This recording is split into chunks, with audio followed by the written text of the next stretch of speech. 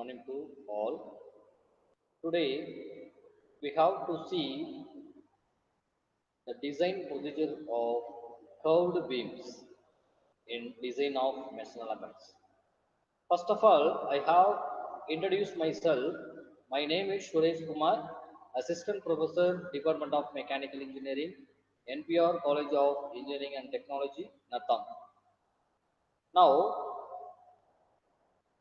we will discuss the step-by-step procedure for design of curved beams. I put one slide for introduction for curved beams.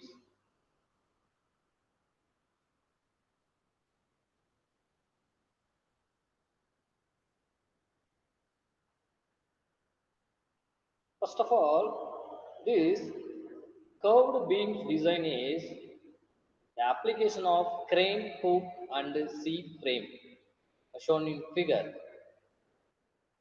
So the bending of straight beams and the related flexible formula is normally discussed in basic mechanics. Discussed in basic mechanics.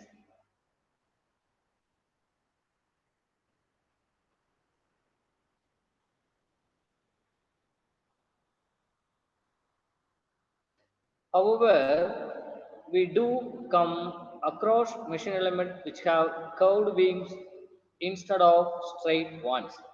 Examples may be the frames of nippling machine, riveting machine, boring machine, and punching press, etc. Another good example for curved beam is a crane hook. We were well known. It is obvious that curved section will have two radii of curvature, namely the inner RI and outer RO, as shown in figure. Because of this, the stresses is developed will not be uniform in a section. Also, the stress distribution in a curved beam is not linear, unlike a straight beam. Rather, it follows a hyperbolic pattern. So in this diagram, this is the center point of the curved beam. So in this curved beam, there are two axes or the first one is centroidal axis and another one is neutral axis. So from the center point to the outer fiber is the distance between the center point to outer fiber is called RO, outer radii.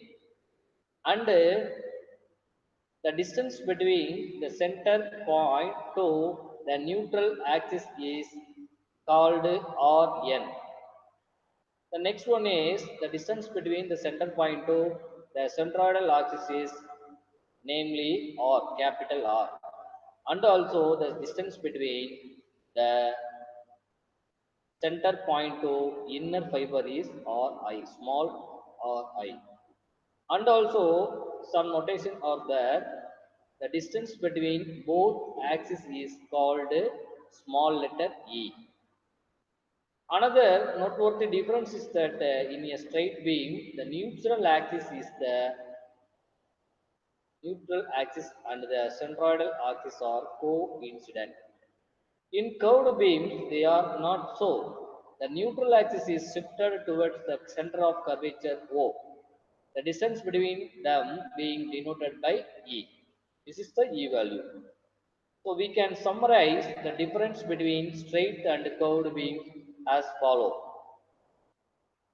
So first of all, what is the difference between straight beam and curved beam depending upon the centroidal axis and the neutral axis is in straight beam the both axes are coincident, but in curved beams the both axes are no coincident. Neutral axis is shifted towards the center of curvature. So the next difference between the straight beam and curved beams based on the stress developed is stress developing is the same throughout the section in straight beam. But stress developed in curved beam is different at inner and outer radii of the section. Third one, the stress distribution in a straight beam is linear, but stress distribution in curved beam is the shape of hyperbolic. So the curved beam section is shown in the design data book. Design data book. So here R is the centroidal axis and Rn, small letter Rn is the neutral axis and Ri is the inner outer radius and Ro is the outer radius. E is the distance between centroidal axis and the neutral axis and Hi is equal to distance between inner fiber and neutral axis. HO equal to distance between outer fiber and the neutral axis. And the MB is we well known the bending moment about centroidal axis. A is the area of the cross section. Then due to the bending moment, stresses are set up in the section. At a section with distance y from the neutral axis, we have sigma b. Sigma b means bending stress. Bending stress sigma b equal to bending moment into y by a into e into rn minus ry. In this case, at inner fiber, the bending stress is equal to bending stress equal to bending moment into hi by a into e into ri. In another case, at outer fiber is sigma b0 equal to bending moment into ho by a into e into ro. In a symmetrical section like circle, rectangle, I section with equal flanges, maximum bending stress always occurs at the inner fiber. If the section is not symmetrical, maximum bending stress may occur at either inner or outer fiber. In such cases, stresses are to be formulated and found at the two fibers separately and the larger value taken. In some cases, axial loads may be also present in addition to bending. In such cases, these are to be algebraically means tensile or compressive stresses should be given proper signs added to the existing bending stress. The values of Rn, small e and R, capital R for same common section are given in the PhD design data book page number 6.3.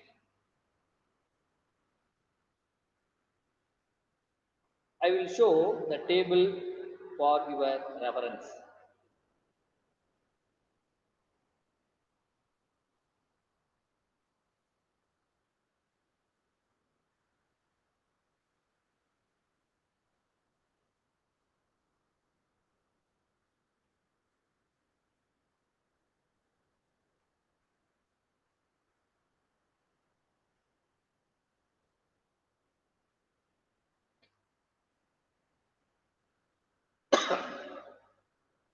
So these are the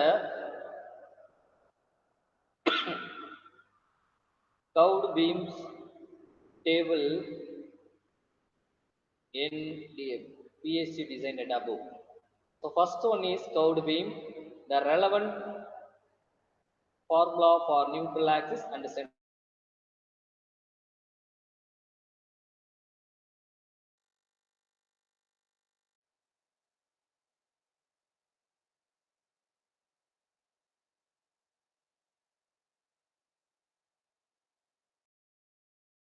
centroidal axis is given for curved beams.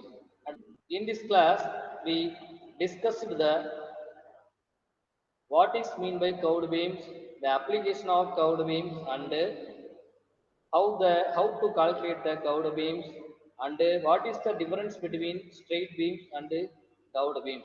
Next, we will discuss the real sample problem for curved beams. Thank you very much.